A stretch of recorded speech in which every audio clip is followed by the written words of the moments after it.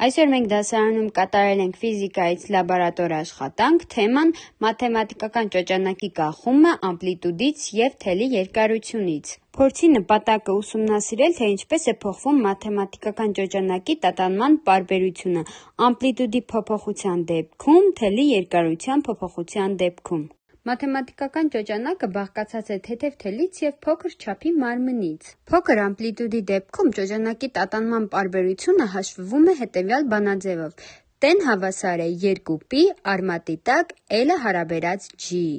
որտեղ T-ն տատանման պարբերությունն է, L-ը թելի երկարությունը, իսկ G-ն ազատ անկման արագացումը։ Այս բանաձևից հետևում է, որ փոքր ամպլիտուդների դեպքում T-ն կախված չէ I-ից, բայց կախված է թելի երկարությունից։ Մեզ այս փորձը կատարելու համար անհրաժեշտ է եղել թել և փոքր մարմին, մետր և վայրկյանաչափ։ Իսկ այժմ դիտեք մեր փորձի ընթացքը, իսկ վերջում արդյունքը։